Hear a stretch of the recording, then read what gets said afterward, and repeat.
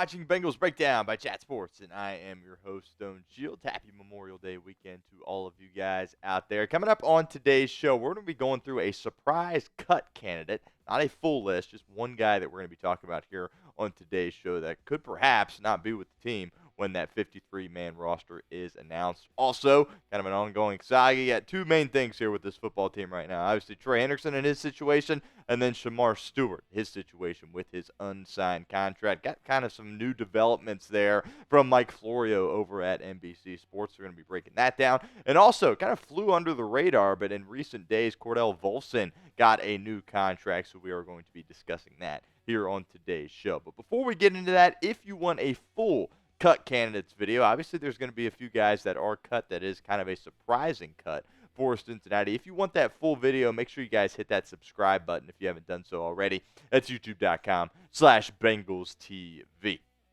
All right, the guy that we are going to be talking about is Samaje Perine. So Fansided put out an article kind of discussing that, hey, Samaje Perine might be the guy kind of on the outside looking in when it comes to Cincinnati's running back room here in 2025. And I did think it was kind of interesting, a little bit surprising, but at the same time, I also could see it. Let's break down here what Fansided had to write saying this. While the Bengals could very well end up keeping Perine on their roster, giving them 4 running backs, if they do only keep 3, he's probably the odd man out here. Brown will be the starter. There's a lot of hype surrounding Taj Brooks, so there are 2 spots. Perine will have to really show that he hasn't missed a step from his 2022 season if he wants to stick around. Perine was an excellent depth piece during his time in Cincinnati, and the team knows what he can do. He can outplay Moss. If he can outplay Moss this summer, perhaps he has a chance at sticking on the roster. If not, his reunion with the Bengals might be short-lived.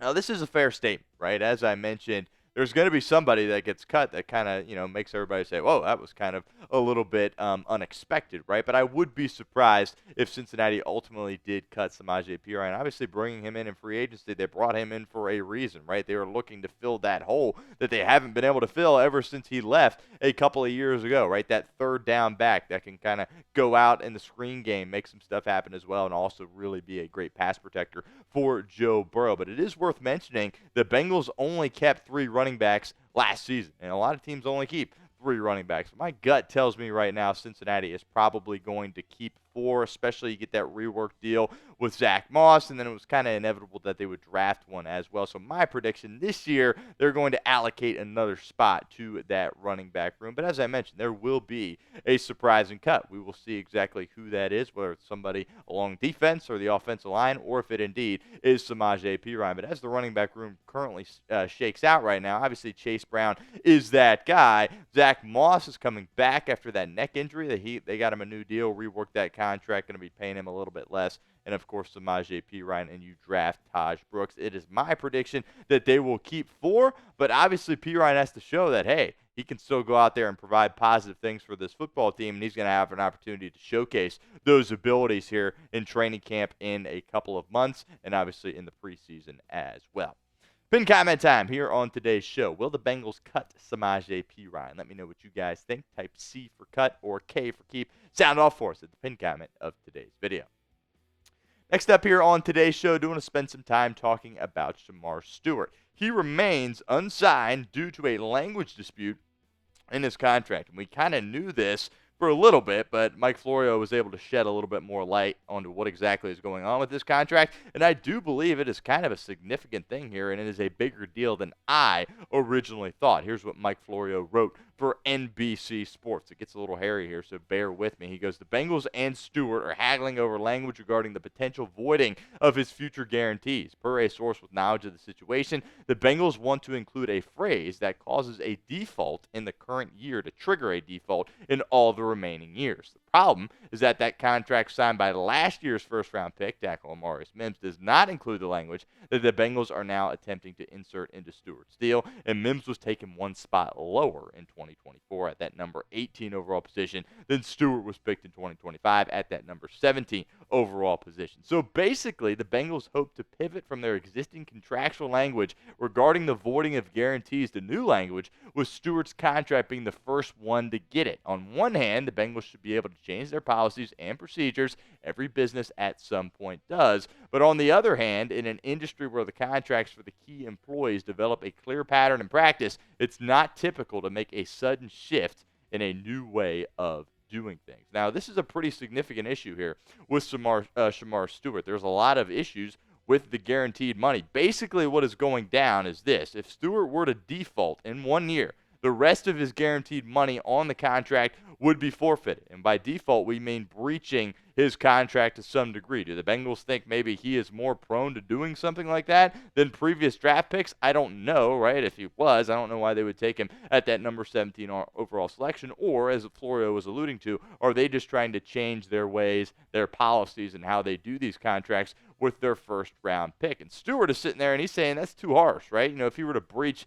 his contract. Now, what exactly do we mean by breach? I don't know, right? It could be anything that goes against that rookie contract. And he's saying, well, if I have to forfeit all of my guaranteed money for one breach, that could be a little bit harsh. And obviously, that's going to impact his ability to negotiate future contracts down the future for the rest of his career. So that really is significant. It is unfortunate that this is happening. But if I'm Stewart, I'm sitting there saying, well, they didn't do it with Amarius Mims, and by the way, they didn't do it with Jamar Chase and T. Higgins either. Why are you trying to do this on me as the first guy? I totally get why he doesn't want to sign it. But bottom line is this, figure it out, right? This is a guy that needs to go out there and get reps. Somebody needs to just say, you know what, it's time to go play football. If Cincinnati needs to step back and say, you know what, we tried to change our policies here. He's obviously not going for it. Maybe we'll attack that down the line. This, to me, isn't really a time to try some new stuff because you need him out there on the football field. And if you're Shemar Stewart, you're in a tough spot, right? Because I was picking on Stewart before this report came out for not wanting to go out there and practice with his teammates, right? But now it's like, well, it's a pretty big deal, right? If you're in a situation where you might have to forfeit all of your guaranteed money if you do breach your contract. So I get it, but the bottom line is this. Got to figure it out. Got to get him on the football field because he needs those reps because he's got to be ready to go come week 1. We'll continue with our show here in a second, but do want to give a shout-out to our friends over at Fanatics. Let you guys know that Bengals Draft Hats are still out. They're still available. You can go get them. Chatsports.com/Bengals Draft Hats. They got some really cool ones up there on their website. We will put that link in the comment section and the description of today's video. One more time for you guys. That's chatsports.com/Bengals Draft Hats. I want to close out today's show with a little conversation on Cordell Volson. The Bengals are reworking Cordell Volson's contract, and he was scheduled to make over $3.6 million. Now, where does that number come from? It's called the Proven Performance Escalator by the NFL, and this basically is their way of trying to reward guys that have outplayed their contracts. Volson, of course, was a 4th-round pick, but he basically has been out there for almost all the snaps. It was like 95% of the Bengals' offensive snaps over the past 3 years, the first 3 years of his career. So the NFL has this proven performance escalator that helps those guys that are outplaying their contracts. And he was supposed to make over $3.6 million. The Bengals are reworking that deal to save them some more cash going forward. We will explain that a little bit more in depth here in a second. But another opportunity for you guys to get involved with our show here at Bengals Breakdown. Will Cordell Volson start for the Bengals in 2025? Obviously, he has started the majority of his games here throughout his career with the Cincinnati Bengals. There were times at the end of last year where he was getting benched. So let me know what you guys think in the comments. Type Y for yes or N for no. Now, this story has kind of gone a little bit under the radar here. Not too many people nationally talking about this, right? It actually just kind of popped up on the Bengals team website over at Bengals.com, and the NFL Nation reporter for ESPN, Ben Baby, put out this tweet basically saying that details had surfaced, but the cut comes with new guaranteed money for 2025 and the opportunity to earn more cash depending on how the battle at guard shakes out. And we'll kind of dive into that a little bit more, but I think John Sheeran of A to Z Sports kind of did a great job of breaking this down and detailing this a little bit more. He said the new guaranteed money has likely already been paid to Volson in the form of a signing bonus. This was the case for both Zach Moss and Geno Stone, whom also accepted reduced base salaries earlier this offseason. Moss and Stone got some of that lost cash via a fresh signing bonus. Also helps protect them from being released as it adds possible dead money to the team's salary cap sheet. Any added cash Volson could later earn are almost surely attached to playing time incentives. Cincinnati likely approached this in one of two ways. Volson played 86.6% of the offensive snaps last season and averaged 95.4% during his first 3 seasons. His incentive mark to hit is either around 87% or 96%. Most incentives are based on the previous season, so the safe bet is he needs to play at least 87% of the team's snaps this season to earn some of his money back.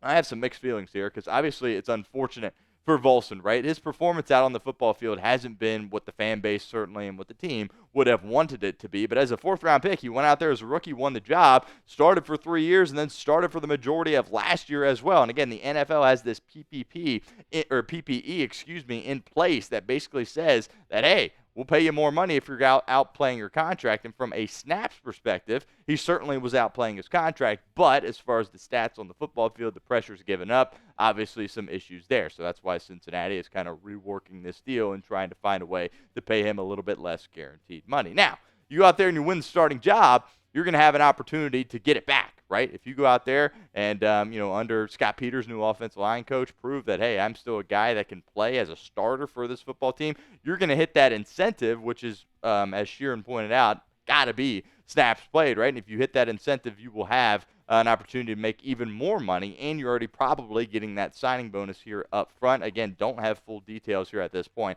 as to what exactly that contract looks like. And my gut tells me he's going to win the job. I think that probably is an aggressive statement to make. When we pop that depth chart up there, we don't have him as a guy that's penciled in at one of those guard spots. But I do feel like ultimately, if I had to say right now, Dylan Fairchild and Cordell Volson will probably be the guy starting. That's just my gut right now, and I think Scott Peters is going to be able to get the most out of Cordell Volson.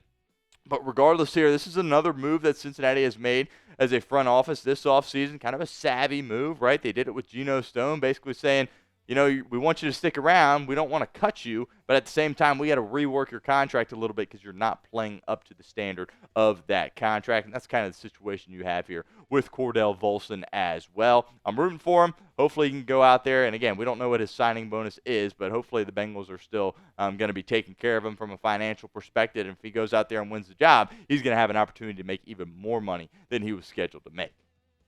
Make sure you guys give me a follow over on Twitter at StoneShields_. All of our Bengals Breakdown content will be posted to my Twitter page. So help me out. Give me a follow over on Twitter.